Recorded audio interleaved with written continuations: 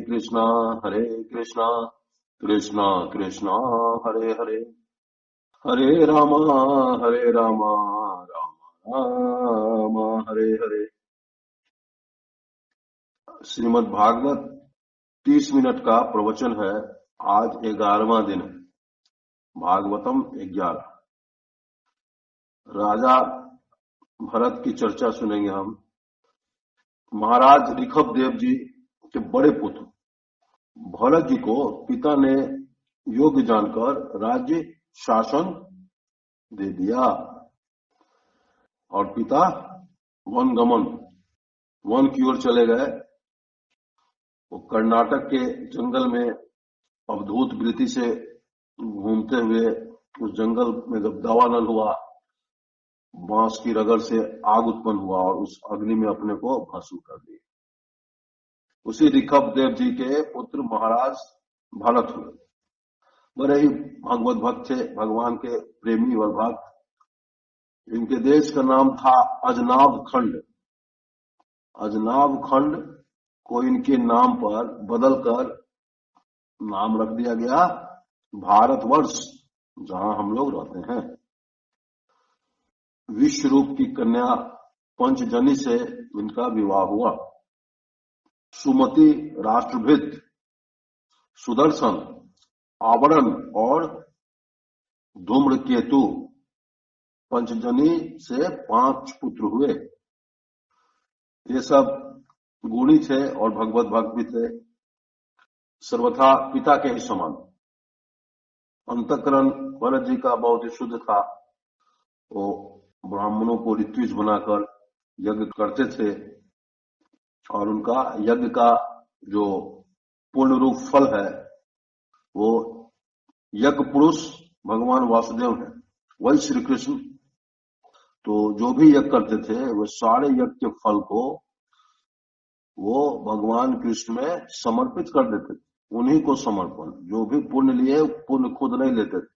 यज्ञ करने का जो पुण्य का फल है वो भगवान कृष्ण को समर्पित, इसलिए ये कर्म बंधन से ऊपर था।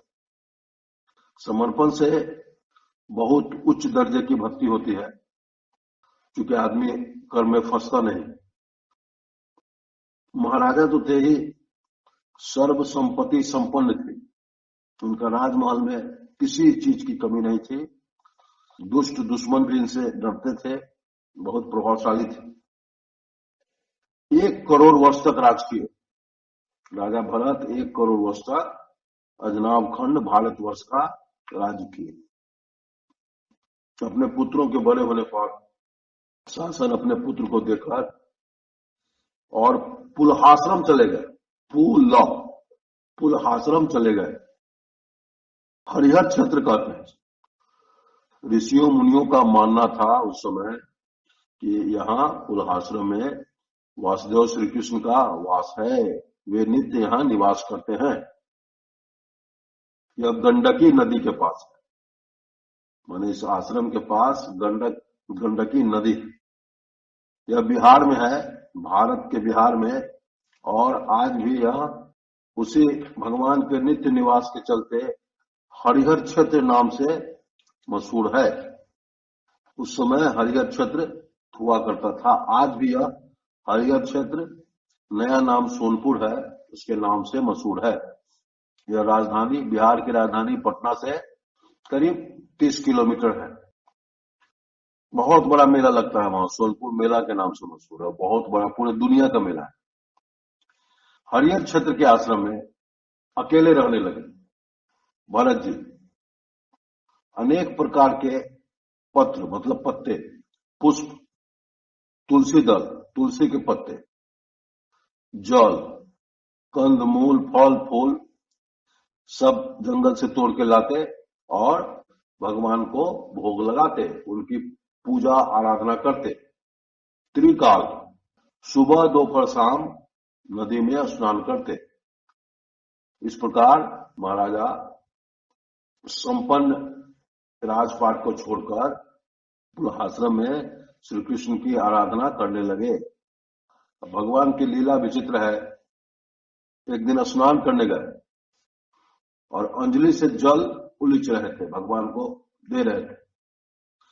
उसी समय एक हरिण आ गया और दूसरे किनारे पर, ये जहां स्नान कर रहे थे उसके दूसरे विपरीत उस ओर एक हरिण पानी पी रही थी और बहुत दूर से जंगल से शेर के गरजने की आवाज है। शेर की ऊंची आवाज जंगल के प्राणियों को भयभीत कर देती है, सारे प्राणी डर जाते हैं। हरिण उसकी आवाज की डर से छलांग लगा दिया, छलांग वो पानी में लगा दी। हरिण का छलांग काफी लंबा और ऊंचा होता है। फिर वो जाकर पानी में गिरी, उसके पेट में बच्चा था। उस चोट से बच्चा बाहर निकल गया, पानी में तैरने लगा और हरिण तैरते हुए पानी से बाहर आई, लेकिन किनारे पर उसकी मृत्यु हो गई। वो हरिण वहीं मर गई और वो बच्चा पानी में बहते हुए इनके अंजलि में आ गया। सारी घटना भरत जी खुद अपनी आंखों से देखे थे। दयावश वो हरिण के बच्चे को अपने आश्रम ले आए और रुई के फाहा से दूध का इंतजाम करके उसके मुंह में डालते थे जिसका जान बच जाए। इस प्रकार कठिन परिश्रम करके वो हरिणी के बच्चे को बचा लिए। बच्चा बड़ा हुआ, चलने लगा तो उसको अपने पास ही रखते और हरी हरी घास की दूब का ऊपर का काट के तोड़ के दूब का जो मुलायम पार्ट था वो उसको खिलाते। इस प्रकार हरिणी को बड़ा कर दिए। इनका पूजा पाठ, ध्यान, आराधना सब में कमी हो गई, चूंकि इनका सारा ध्यान उस हरिणी के बच्चे पर लगा रहता था कि कहीं कोई दूसरा जानवर इसको मार न दे, कहीं चली न जाए। इसलिए वो हमेशा हरिण के बच्चे पर पूरे ध्यान लगाए रहते थे। जिस भगवान की आराधना के लिए पूरा रात पर छोड़े थे, वो आराधना करने के बजाय इनका पूरा ध्यान अब उसी हरिणी के बच्चे पर चला गया, मतलब आसक्त हो गए। और हरिणी का बच्चा एक दिन कहीं चला गया दूर, दुखी हो गए कि भाई उसको तो कोई मार देगा, कहाँ चला गया बच्चा, अब तो आएगा नहीं, मर गया होगा। फिर वो बच्चा शाम में घूम फिर के आ गया और बहुत खुश हुए और उसी के साथ रहते थे। इस प्रकार समय बीतने लगा और राजा भरत का अंतिम समय आ गया और अंतिम समय में हरिणी के बच्चा से इनको बहुत प्यार था और वो बच्चा भी इनको बहुत चाहता था, चूंकि यही लालन पालन किए थे। वो बच्चा वहां खड़ा था इनके नजर के सामने और ये उसको देख रहे थे और सोच रहे थे कि मेरे बाद इसको देखने वाला कौन होगा, कौन बचाएगा इसको, इसकी रक्षा कौन करेगा। और इनके प्राण पखेरु उड़ गए, से शरीर छोड़ दिए। हरिणी का बच्चा टुक टुक देखता रह गया, वो कुछ कर नहीं पाया। कहा जाता है अंत समय में जो इच्छा होती है उसी में आदमी का जन्म होता है। तो अंत समय में इनका पूरा ध्यान हरिणी के बच्चे में था, इसलिए इनका अगला जन्म हरिणी में ही हुआ। ये बच्चा हरिणी का बच्चा बना, लेकिन भगवान की भक्ति के कारण इनको पूर्व जन्म सारा कुछ याद था। जब ये हरिण बने उस समय भी इनको याद था कि हम कैसे राजा थे, महाराजा थे, हम कैसे क्या हुआ, मरते समय हरिण के बच्चा मेरे नजर के सामने था, इसलिए हमको हरिण बनना पड़ा। तो वो हरिण के रूप में भी उस शरीर में ही बहुत सतर्क रहते, हरिणों के झुंड में नहीं जाते, अलग थलग रहते और नदी किनारे अकेले पड़े रहते, कुछ घास चढ़ लेते और फिर वहीं पड़े रहते। इस प्रकार वो हरिण का शरीर वो समय काट के और हरिण का शरीर भी त्याग दिए। और उसके बाद हरिण का शरीर जब छोड़े तो इनका जन्म हुआ श्रेष्ठ ब्राह्मण कुल में। क्योंकि ये पहले से भगवान के प्रेमी भक्त थे, उस कारण इनको श्रेष्ठ ब्राह्मण कुल मिला।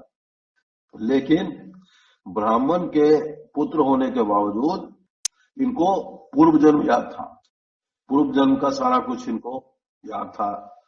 इसलिए डर से फिर कहीं हम असक्त न हो जाए, अपने स्वजन के संगति से अलग रहते, सिर्फ भगवान का भजन चिंतन मनन मन ही मन करते और किसी में आसक्त, किसी से बहुत प्रेम अपनापन नहीं बढ़ाते और दूसरे के संपर्क से कटते रहते थे।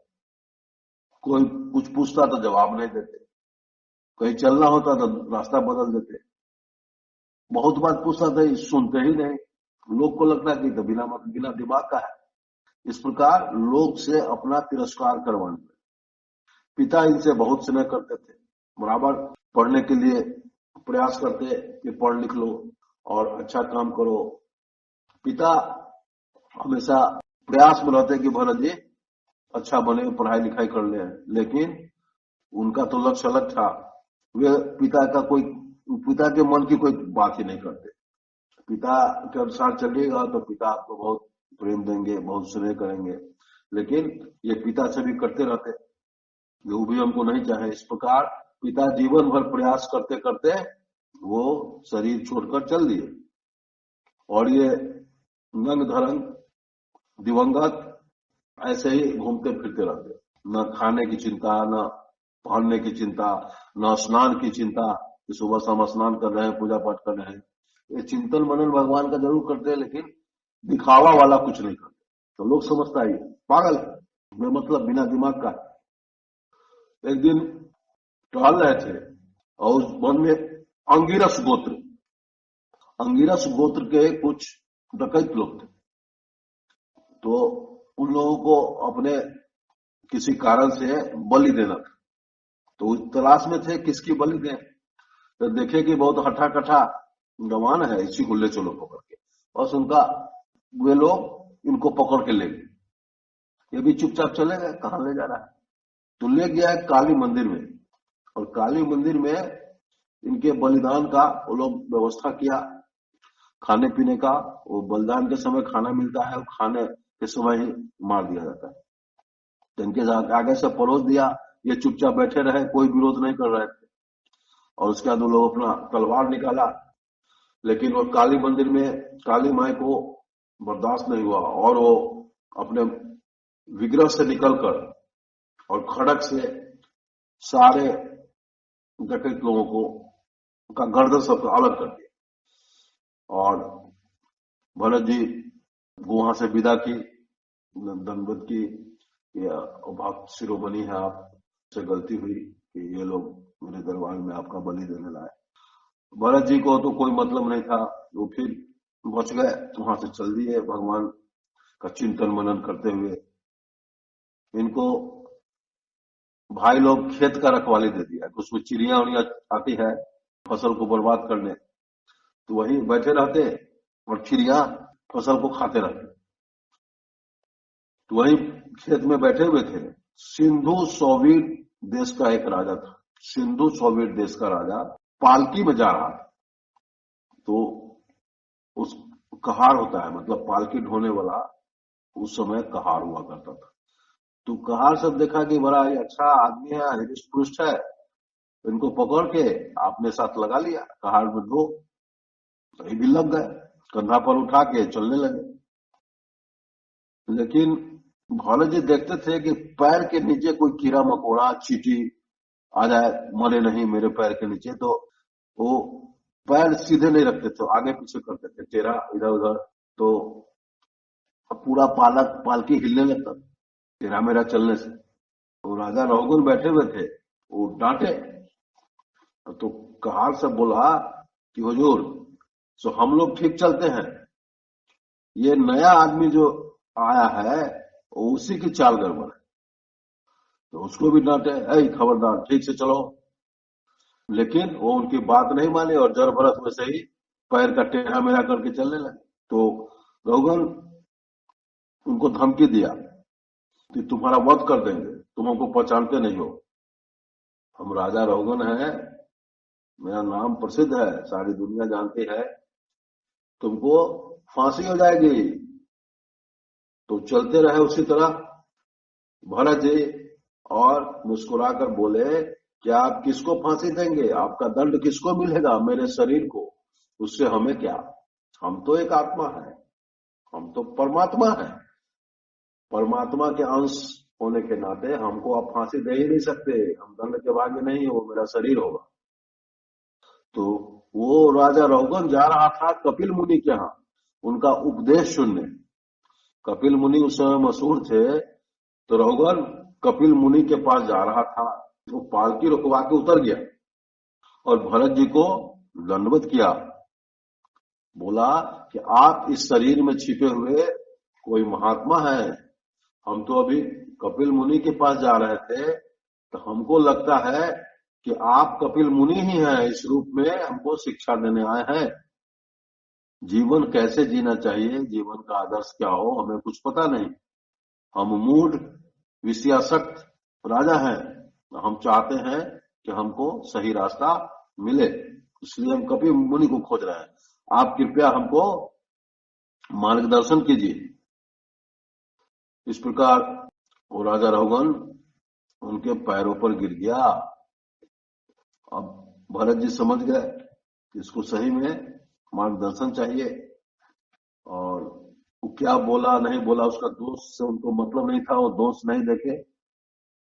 तो विरक्त महापुरुषों के सत्संग से जो ज्ञान प्राप्त होता है वह इस लोक में ही सारे कर्म बंधन को काट देता है। तो मनुष्य को अपने कर्म बंधन को इस शरीर में ही काट देना चाहिए, और फिर हरि मतलब भगवान कृष्ण की लीलाओं का कथन, श्रवण, कीर्तन सुगमता से संसार मार्ग को पार कर लेने के लिए सक्षम है। तो हमेशा भगवान श्री हरि का चिंतन, मनन, कीर्तन, आराधना करते रहना चाहिए। यही जीवन का आदर्श हो। किसी तरह का कोई भी अनुष्ठान मनुष्य को कोई लाभ नहीं दे सकता, उस समय बर्बाद हो जाता है। मैं और मेरेपन के चलते जो सुख दुख है वो मेरी तृष्णा है। न मैं हूं न मेरा कुछ है, कुछ भी सच नहीं है। जिस प्रकार हम सपना देखते हैं और उसमें हम हाथी पर चढ़ के महाराजा बने हुए चल रहे हैं, तो लगता है कि महाराजा है, तो सच लगता है, बिल्कुल सच। और आंख खुली मतलब हम जग गए, और जगे तो हाथी गायब, फिर हम जहां के तहां है। लगता है कि हम तो कुछ देख रहे थे, वो सच नहीं था। उसी तरह स्त्री, पुत्र, घर गृहस्थी में जो हम रहते हैं वो अनासक्त भाव से रहना चाहिए। आसक्त नहीं कि यही सच है, सच तो कुछ और है। यह सच है कुछ समय के लिए, तो उसमें जो हमको पाठ करना है, जो रोल करना है, वो सही हो, उचित हो। जिस प्रकार हम एक नाटक करते हैं और एक आदमी राम बने, दूसरा रावण बन गया, दोनों दोस्त ही है, लेकिन स्टेज पर अगर सच्चे रावण की तरह अट्टहास करता है और सही उसका पाठ करता है, सही डायलॉग बोलता है, तो लोग ताली पीटते हैं, वाह वाह, उसकी प्रशंसा होती है। क्योंकि वह जिस पाठ में है, जिस रोल में है, वो बहुत अच्छा कर रहा है।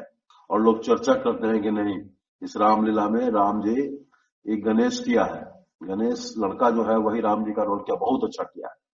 फिर दूसरे नाटक में भी उसको जगह मिलना चाहिए, और मिलता है, इसलिए कि बहुत अच्छा रोल किया। उसी प्रकार यह मनुष्य जीवन है, जो रोल, जो लीला करने का हमको मिला है, वो मनुष्य को बहुत अच्छी तरह करना चाहिए, लेकिन उसमें आसक्त नहीं हो। आसक्त होने का मतलब है कि यह अस्थायी नहीं है, यह कुछ समय के लिए, यह क्षणभंगुर लीला करने को मिला है। एक स्टेज है, उस स्टेज पर आप लीला कीजिए, अच्छा से अच्छा कीजिए, अपने प्रभु को हमेशा याद रखिए, उनको नहीं भूलना है, वो घर है आपका। और हमेशा यह प्रश्न आप में रहे कि मैं कौन हूं, कहां से आया हूं। तो इससे क्या है कि अपने घर की याद बनी रहे। इस प्रकार यह मनुष्य जीवन क्षणभंगुर है। हमेशा सब में हर आत्मा भगवान का रूप है, ऐसा समझना चाहिए। हर मनुष्य भगवान उस रूप में मेरे सामने है, इसलिए लौ अक्षर को भूल जाना चाहिए। लेना, दूसरे से लेने की वृत्ति को खत्म करना चाहिए। तो क्या होना चाहिए? दौ, दो दो दो दो सिर्फ याद रखिए, देना है। जिसको भी दे पाइए, जो कुछ दे पाइए वो सिर्फ दीजिए, और अपने जीवन में देने को ही सिद्धांत बनाइए कि दो याद है, लौ भूल चुके, देना है, देना है। किसी से लेने की परवाह नहीं कीजिए, चिंता नहीं कीजिए, लेने की आशा नहीं कीजिए, देना, सिर्फ देना सीखिए। यही भगवत कार्य है, भगवान का काम यही है। क्योंकि हर मनुष्य भगवान है, सब में आत्मा है, परमात्मा के अंश के रूप में। इसलिए हम दो सीखें। और वृक्ष से एक दृष्टांत देते हैं कि पेड़ से देने की कला सीखना चाहिए। तो पेड़ बहुत भाग्यशाली है। कृष्ण जी भी वृक्ष की बहुत प्रशंसा किए कि देखो, सूर्य की ताप से अभी हम लोग जल रहे हैं, सूर्य की किरणें जला रही है, लेकिन यह वृक्ष हमको उसके ताप से बचा रहा है, हम लोग छाया में। और यह वृक्ष धन है जो कभी कुछ लेता नहीं है, जीवन भर देता ही है, देता ही है। अभी छांव दे रहा है, कुछ दिनों के बाद फूल देगा, उसकी सुगंध फैलेगी, फिर फल देगा, उसको लोग खाएंगे। जब सब देने से थक जाएगा तो इसके शरीर से गोंद निकलेगा, बहुत लोग उसका उपयोग करेंगे, फिर बीज बन जाएगा। उस बीज से ऐसा अनेकों लाखों करोड़ों होंगे। और जब यह सारा काम समाप्त करेगा, अभी जो पत्ता झड़ता है उसका लोग उपयोग करते हैं, बाहर के ले गए जलावन के रूप में। अब बाद में फिर इसके लकड़ी को काट के फिर जलाएंगे। मतलब ये जन्म लेने से लेकर और अंत तक सिर्फ देता ही है।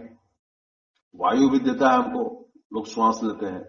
इस प्रकार वृक्ष की तरह हर मनुष्य को होना चाहिए, दूसरे मनुष्य का भला करना चाहिए, देना चाहिए। अब हम लोग चलते हैं अजामिल की ओर। अजामिल की कथा है।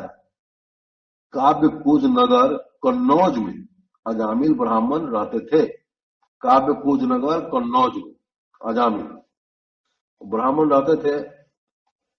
वो एक दिन किसी काम से शहर गए और शहर से लौटते समय उन्होंने देखा कि कोई स्त्री किसी पुरुष के साथ बहुत घुल मिल कर बात कर रही है, बहुत प्रेम प्रकट कर रही है। तो इनका ध्यान उधर चला गया और ये आकर्षित हुए।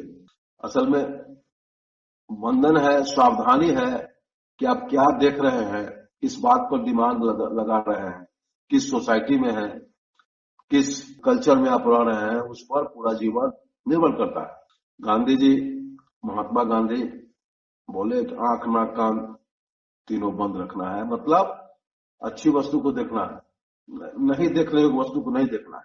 ब्राह्मण की नजर उसमें पड़ गई और वे उनके दिल दिमाग पर ऐसा असर हुआ कि फिर बाद में उससे मिले, उससे अपनी घनिष्ठता बढ़ाए और अपनी पत्नी परिवार को छोड़कर उसी के साथ रह गए।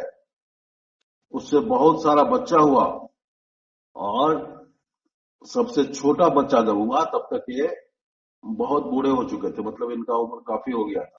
उसका नाम, इन्होंने सोचा कि अरे हम तो पूरा जीवन बर्बाद कर दिए और कुछ भी अपने आत्मा के कल्याण के लिए नहीं किए। तो कुछ सोचते हुए बच्चा का नाम रख दिए नारायण। इनका अंत समय आ गया और यमराज के दूत आ गए।